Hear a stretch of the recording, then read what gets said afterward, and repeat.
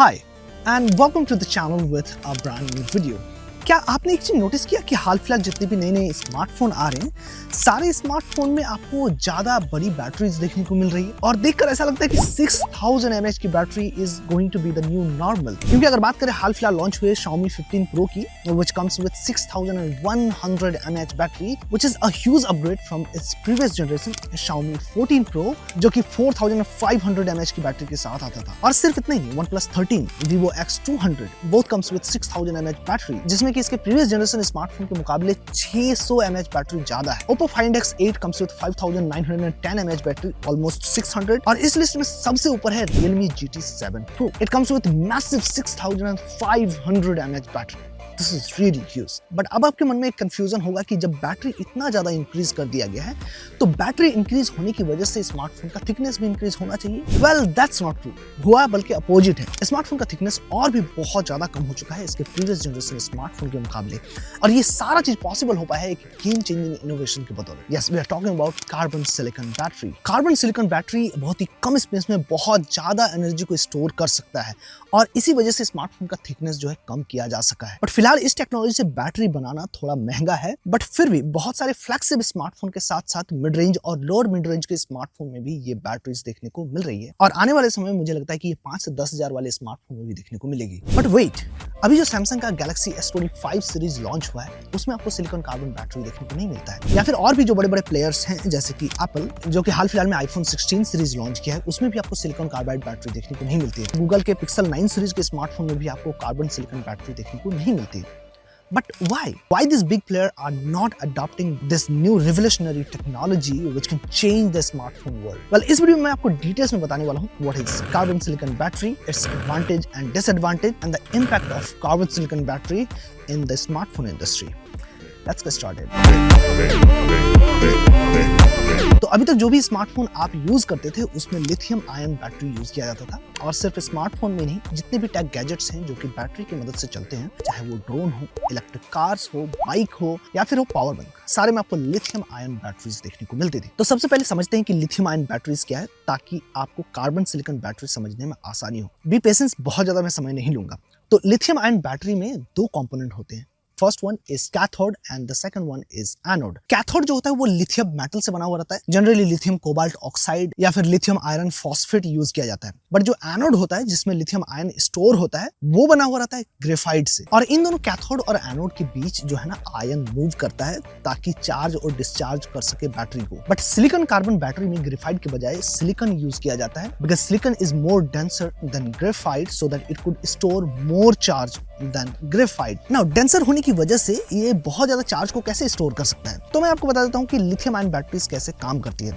Lithium ion battery में जो graphite होता है, वो 6 ग्रेफाइट के एटम मिलकर एक लिथियम आयन को स्टोर करता है, जबकि अगर सिलिकॉन कार्बन बैटरी की बात करें, एक सिलिकॉन एटम जो है वो 4 लिथियम आयन को स्टोर करने की क्षमता रखता है। दैट मींस सिलिकॉन में जो है ना 24 गुना ज्यादा पावर स्टोर करने की क्षमता है compare to graphite. But silicon में एक प्रॉब्लम है कि ये बहुत ही ज्यादा ब्रिटल होता है, मतलब बहुत ज्यादा क्षण भंगुर होता है। सो इसमें कार्बन मिक्स किया जाता है ताकि इसको थोड़ा सा फ्लेक्सिबल बनाया जा सके, ताकि जब ये चार्ज को स्टोर करे और एक्सपैंड हो तो ये टूटे ना, और जब ये डिस्चार्ज हो उस वक्त ये कॉन्ट्रैक्ट हो तब भी ये टूटे ना। So this is how a silicon carbon battery works. Now let's talk about the advantage and disadvantage of silicon carbon battery. Carbon silicon battery का जो सबसे बड़ा एडवांटेज है वो ये है कि आप इसे कॉम्पैक्ट फॉर्म फैक्टर में बना सकते हो, और एक छोटी सी बैटरी में बहुत ज्यादा एनर्जी को स्टोर कर सकते हो, और इसी वजह से ये एक टेक इंडस्ट्री में बहुत बड़ा रेवोल्यूशन लाने वाला है। क्योंकि अभी आप जितने भी टेक गैजेट्स देखते हो उसमें बहुत बड़ी बड़ी बैटरीज होती हैं, और उस डिवाइस का एक बहुत बड़ा स्पेस बैटरी को दिया जाता है ताकि उसको कंटिन्यूअस पावर दिया जा सके।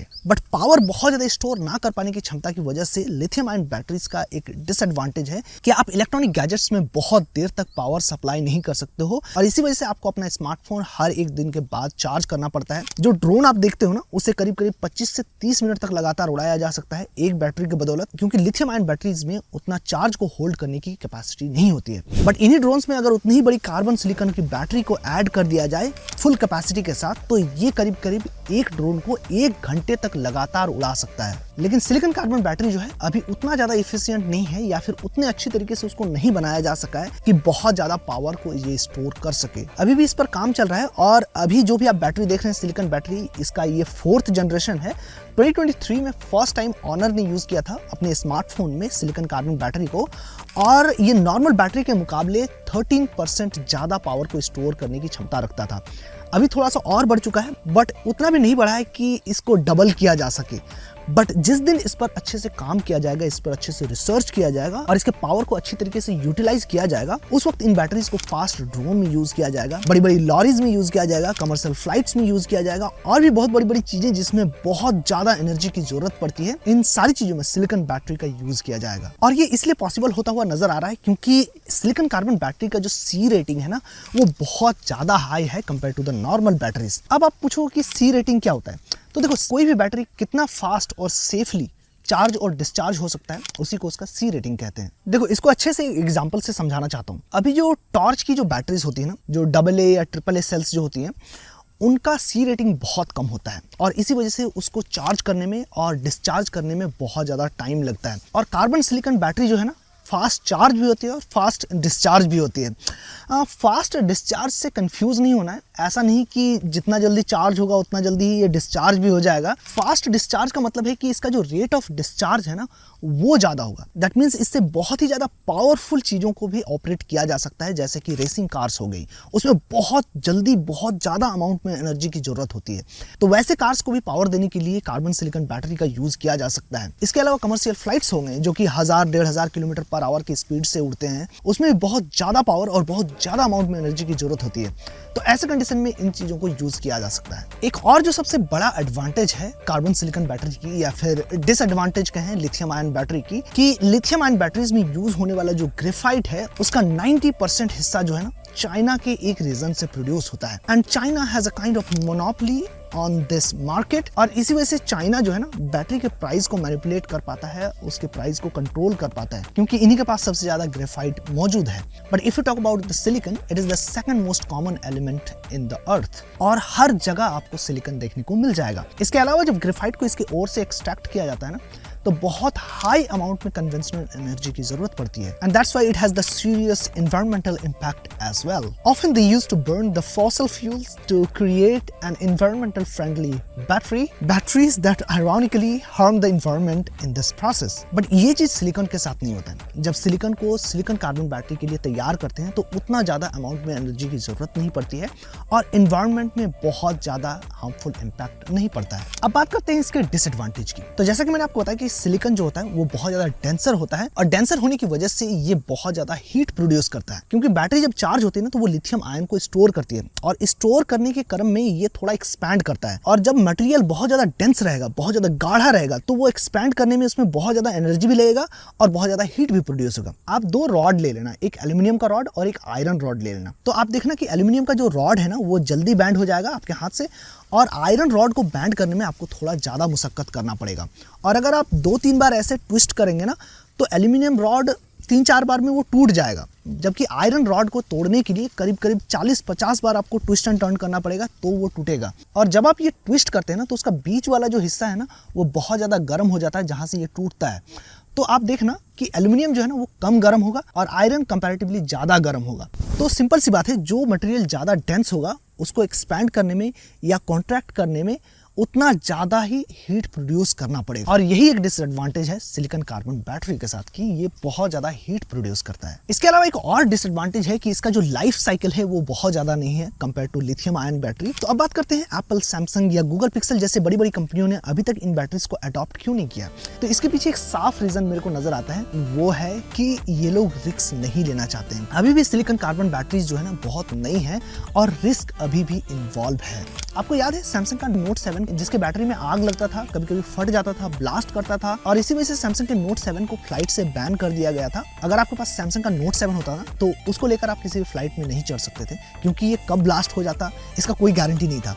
और इसी वजह से सैमसंग ने कॉल आउट कर लिया था सारे स्मार्टफोन को और रिफंड भी किया था यूजर्स को, और इसकी वजह से सैमसंग का ब्रांड वैल्यू भी बहुत ज्यादा डिक्रीज हुआ था और फाइनेंशियल लॉसेस भी बहुत ज्यादा झेलने पड़े थे। तो ये बड़ी बड़ी रेपुटेटेड कंपनियां जो है ना, वो कभी भी नहीं चाहेंगे कि इस तरीके की नई टेक्नोलॉजी को अडॉप्ट करे जिससे फ्यूचर में कुछ प्रॉब्लम होने की संभावना हो। अब बात करते हैं कि स्मार्टफोन इंडस्ट्री में इसका क्या इम्पैक्ट होने वाला है। तो देखो, बहुत बड़ा इम्पैक्ट होने वाला है, बहुत ही रेवोल्यूशनरी प्रोडक्ट है ये। जब बड़ी बड़ी कंपनियां इसको यूज करने लगेगी तो जो महंगे महंगे स्मार्टफोन आते हैं वो बहुत ज्यादा पतले हो जाएंगे, बहुत ही कॉम्पैक्ट फॉर्म फैक्टर में आएंगे। और जैसे कि अभी आपको स्मार्टफोन रोज चार्ज करना पड़ता है, इन बैटरीज के आने के बाद 4 दिन 5 दिन बाद आपको स्मार्टफोन चार्ज करने की जरूरत पड़ेगी। इतना ज्यादा पावरफुल बना देगा ये स्मार्टफोन्स को। चार्जिंग स्पीड को बढ़ाया जा सकता है, बट फिलहाल अगर देखा जाए तो चार्जिंग स्पीड नॉर्मल बैटरी के मुकाबले कम ही है, लेकिन फ्यूचर में इसका चार्जिंग स्पीड को बहुत ज्यादा बढ़ाया जा सकता है। एक आर्टिकल में मैंने पढ़ा था कि एक नॉर्मल बैटरी को ये 5 से 6 मिनट में 80% से ज्यादा चार्ज कर सकता है, और ये सच में बहुत बड़ी बात है। इसके अलावा जो ई वेस्ट है ना, वो बहुत कम प्रोड्यूस होगा। इसके अलावा स्मार्टफोन के कॉस्ट को भी रिड्यूस किया जा सकता है। अभी सिलिकॉन कार्बन बैटरी को बनाने में थोड़ा ज्यादा पैसा लगता है compare to lithium ion battery, but जैसे जैसे ये टेक्नोलॉजी इवॉल्व होगा इसको बहुत कम प्राइस में बनाया जा सकता है compare to lithium ion batteries. तो दोस्तों, मैं बहुत दिनों से सोच रहा था कि डिटेल्ड रिसर्च वाली वीडियो बनाऊं जिसमें प्रॉपर रिसर्च हो और नई नई क्या क्या चीजें आ रही है स्मार्टफोन इंडस्ट्री में, जो कि आगे आने वाले समय में टेक इंडस्ट्री में बहुत बड़ा छाप छोड़ने वाली है। इन सारी चीजों में हम बात करेंगे, डिटेल में रिसर्च करेंगे और आपको बताने की कोशिश करेंगे एक सरल भाषा में, ताकि आपको न्यू टेक्नोलॉजी के बारे में पता चले। मेरी हमेशा कोशिश रहेगी कि हम आपको एक सिंपल लैंग्वेज में बता सकें। बाकी ये वीडियो कैसा लगा प्लीज़ मुझे नीचे कमेंट करके बताना। अगर आपको इस तरीके की वीडियोस पसंद आती है तो प्लीज़ चैनल को सब्सक्राइब करना और वीडियो को लाइक करना। That's all about this video. सलाम, my name is Shakir and I will see you in the next one.